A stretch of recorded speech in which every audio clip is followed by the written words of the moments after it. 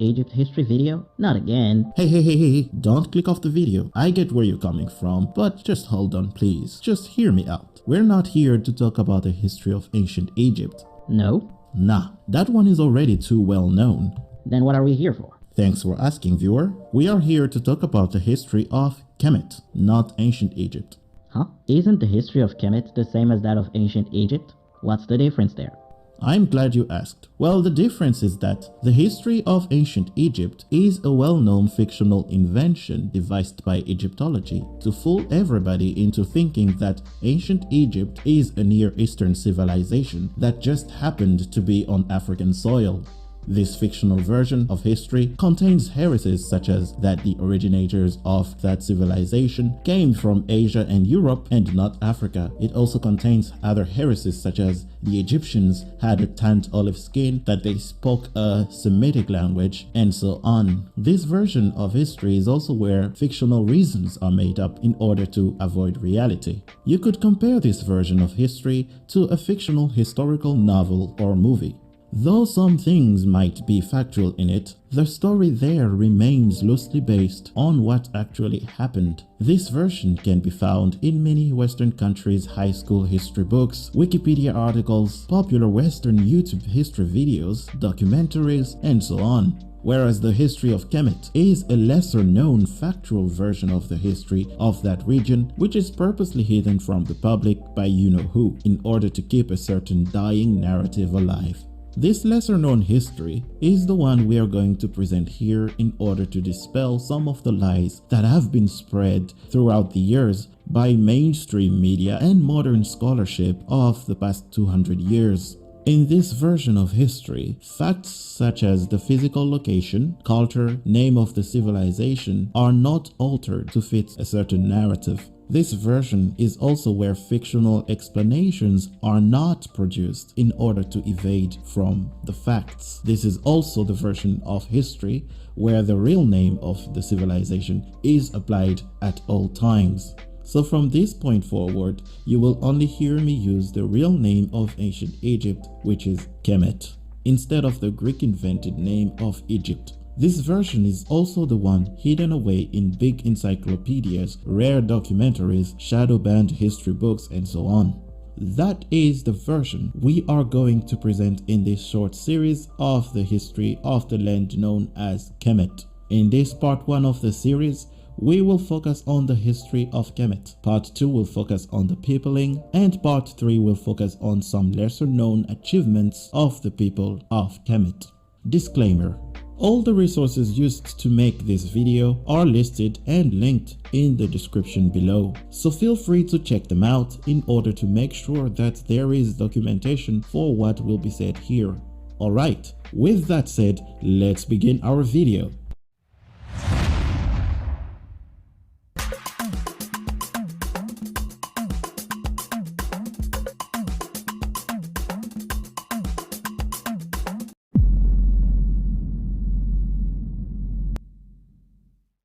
So in the last video, we talked about the oldest African civilization, that is Tasseti, Kemet's older sister. Today we're going to talk about Africa's greatest ancient civilization, Kemet. And in order to do so, we first need to talk about its history. Therefore, let's get into the first part of our series, a brief history. Kemet's history, according to the fictional version, starts around 3100 BC and ends around 30 BC. That is, of course, a mere fiction. This chronology is just used in order to downplay the seniority of this great civilization. Kemet's history is actually from 4000 BC to 500 BC. In this factual chronology, we exclude the Ptolemaic period because it is no longer Kemet at that point. It is more like Egypt around that time, although the natives of the land who still lived there continued calling themselves Kemtu in order to differentiate themselves from the Eurasian invaders. However, by that Egyptian period, none of them would hold significant power over their ancestral land.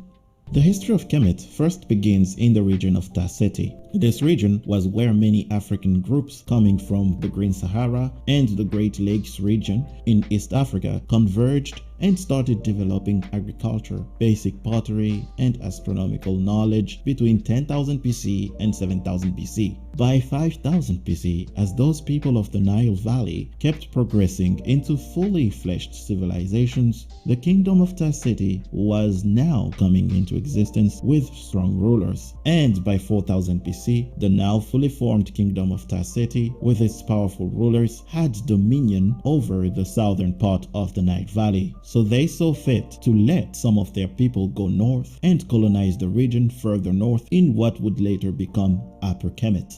These people who first settled into the northern part of the Nile Valley were known to the Kemites as the Aunu or the Anu people of the Terra Neter. This piece of evidence was found by famous British Egyptologist Flinders Petrie. So some of these Egyptologists do come in handy. When you look at the Aunu chief's face, you easily notice that it is a black man being depicted. This adds to the evidence that the first settlers of Kemet were black Africans. And this is also supported by recent anthropometric studies of the Nacta skeletons and the Badarian skeletons as well. These Nacta skeletons and Badarian skeletons are skeletons from Kemet's pre-dynastic period. This is where the Kemites originate. This is where their story begins. During the pre-dynastic period, we have what the scholars call the Nacta culture, which lasted from 4000 BC to 3100 BC. This version of event of the origin of the Kemites is the one that is based on evidence. The other version is merely a fiction that they try to pass as factual. The fiction being that the Eurasians coming from the north were the originators of Kemet. A big fat lie, of course.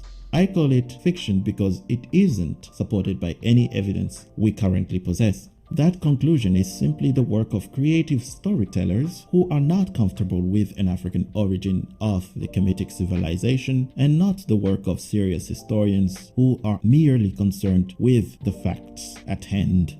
As Dr. Diop stated in his book, The African Origin of Civilization, and I paraphrase here, there is no evidence for a northern or Eurasian origin of Kemet. Most of the evidence points towards an African origin coming from the south and from the Sahara, since all the early chronological history of Kemet can be reconstructed only because of the evidence found in Upper Kemet, that is, the southern part of the kingdom, whereas Lower Kemet, the northern part, yields little to no evidence for the earlier history of Kemet. This is a simple fact. Some storytellers say that's because most of the evidence there was destroyed by water in the delta. Do they have any evidence to back this claim? They do not. All they can do is hope it is true, while Upper Kemet has yielded the evidence for the earliest pharaohs, hieroglyphs, and earliest royal cemeteries. One cannot compete with that. Ancient sources also supported the view that the Kemites came from the south then came north later. According to Herodotus, for example, he states that the Kemites told him that the area of the delta was not habitable in the beginning of their civilization. They only spread there later on.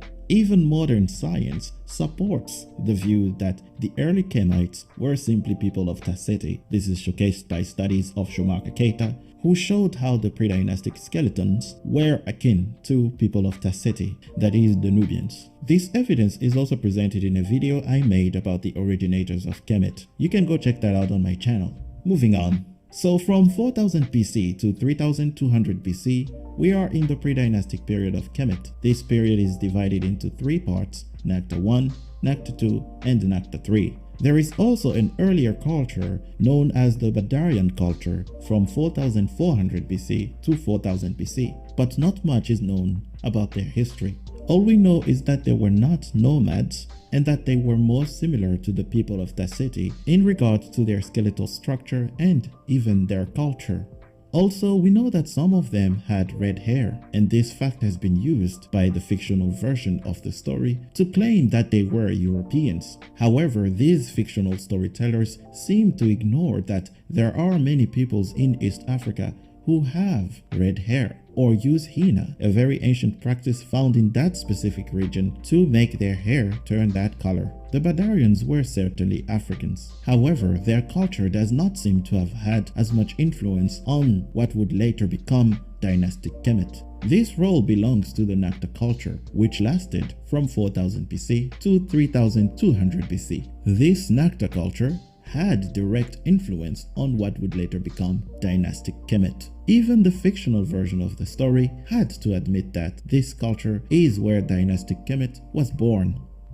So by this point, the Kemites still don't have pharaohs and such. However, their region is still ruled by petty lords until the shift into a semi-state by the end of Nacta II, around 3500 BC, and then by Nacta III in 3400 BC, we see the emergence of a proper state, writing, Kemetic architecture, arts, iconography, and so on. And all this was achieved, it is important to note, by the fact that the Happy River, that is the Nile River, was a sweet spot for the Kemites and the Kushites that allowed them to develop complex civilizations. Some of the first civilizations in the world, probably the first and the second. This occurred because the discovery of irrigation techniques allowed the Kemites and the Kushites to spend less time in the field and spend more time developing other fields such as massive stone constructions, acquiring more scientific knowledge, arts, religious thoughts, and all the other things those two civilizations are known for. After the pre-dynastic period, we then enter the dynastic period, initiated by the ruler Menes, coming from Upper Kemet and descended from the Nacta people. This period begins around 3200 BC and is divided into three main periods, with an intermediate period after each of them. These main periods are the Old Kingdom, the Middle Kingdom, and the New Kingdom. The fictional version also adds a late period, which I like to call the no longer Kemet period. So let's quickly go over each of these periods, except the late one because it's no longer Kemet. First, we have the early dynastic period, also known as the Thanite period. This is a short period that preceded the Old Kingdom and only lasted two dynasties, from 3150 BC to 3686 BC. This is where we get the first great pharaohs who united the two lands of Upper and Lower Kemet, with some notable pharaohs such as Menes, known as the founder of dynastic Kemet.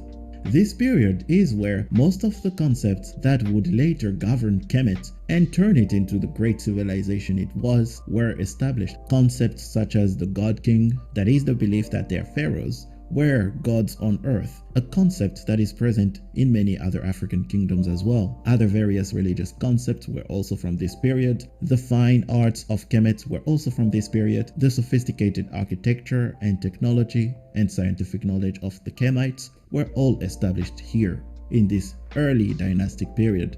After this period, we have the Old Kingdom from 2686 BC to 2181 BC. This is where the pyramid builders reigned. These are the glory days of Kemet. This period is the one that gave Kemet its iconic buildings such as the Great Pyramids of Giza and its great temples. The rulers of this period were also ridiculously rich, and they also had unprecedented control over their population, which allowed them to build ridiculously huge structures such as the Pyramids of Giza. This was the first time rulers had so much control over a population and convinced them to build such great structures.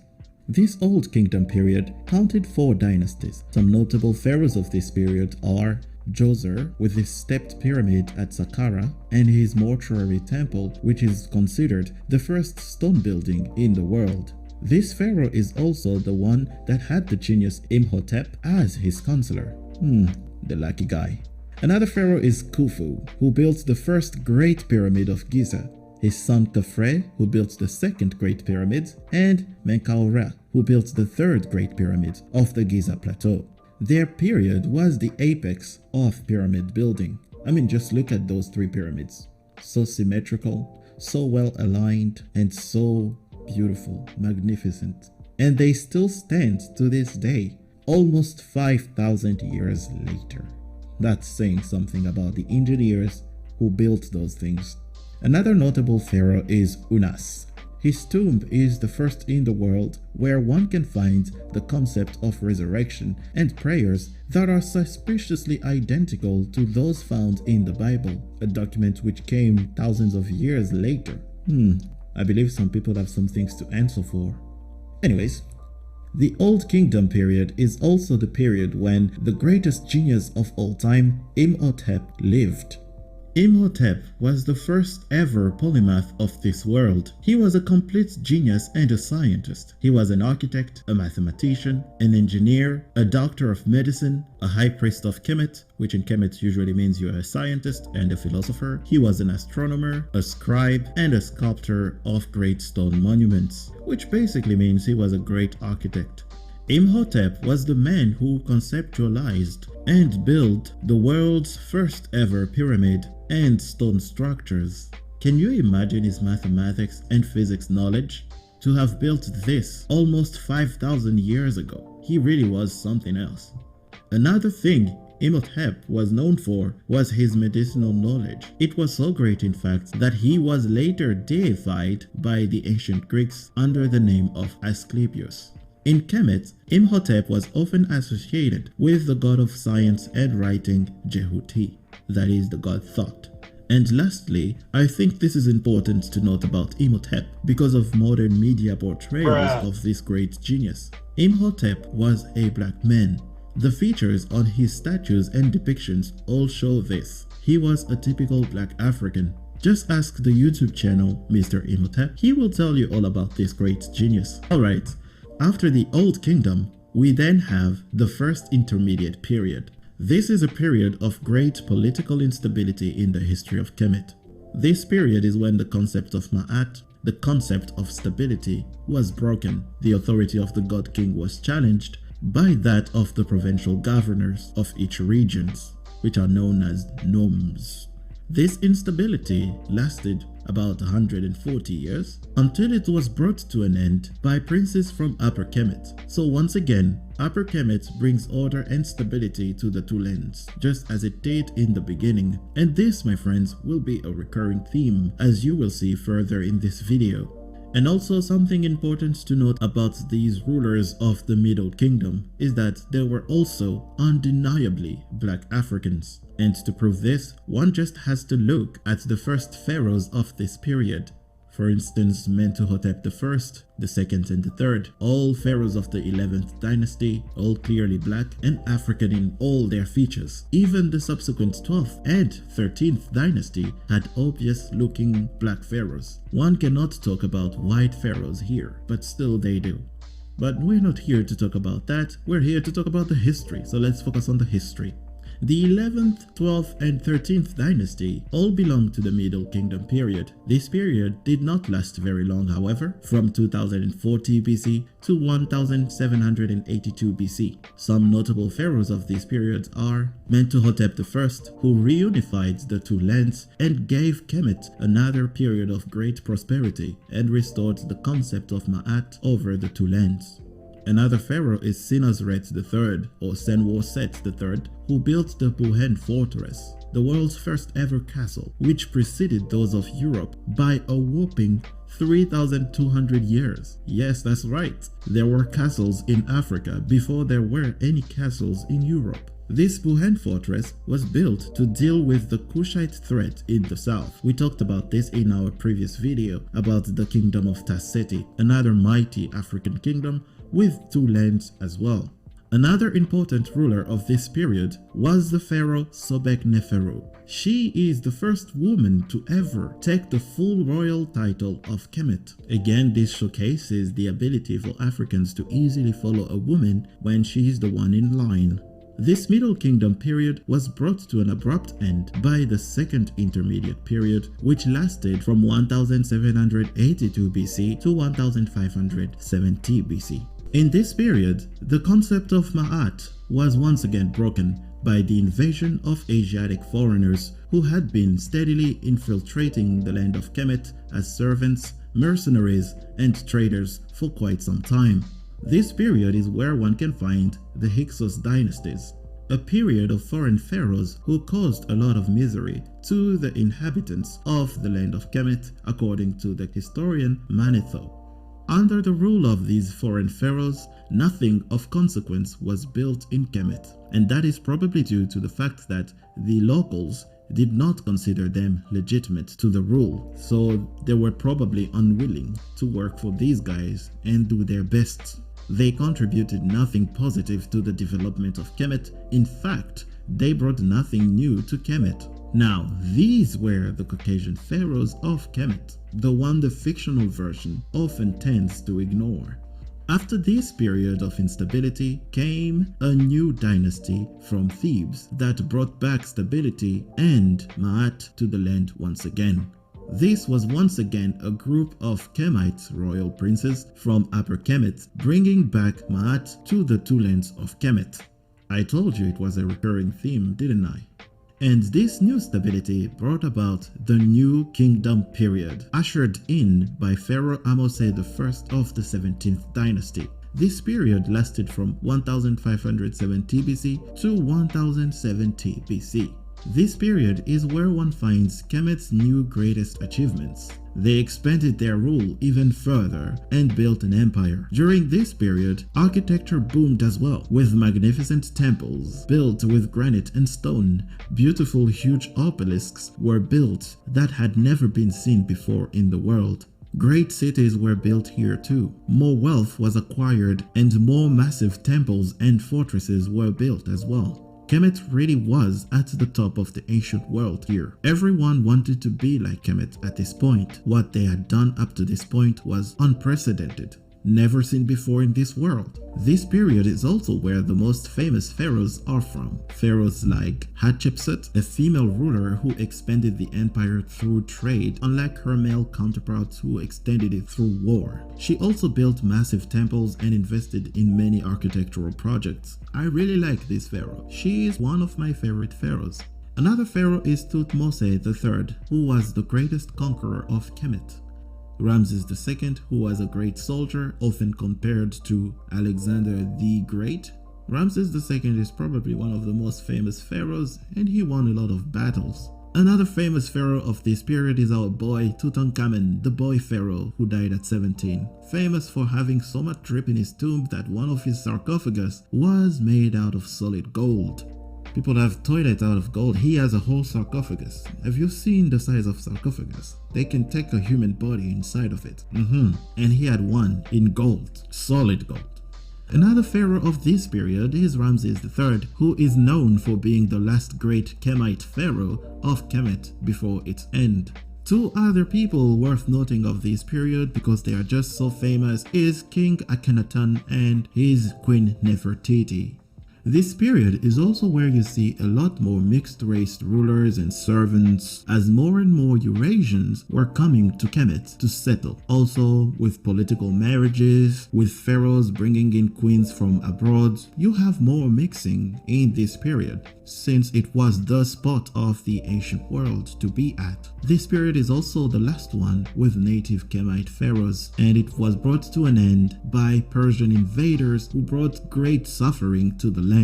These Persian rulers did nothing to improve the land. They did nothing but destroy the religion, culture, wealth, and the population of Kemet. They contributed nothing new to the land and culture. They built nothing new. In fact, they destroyed more.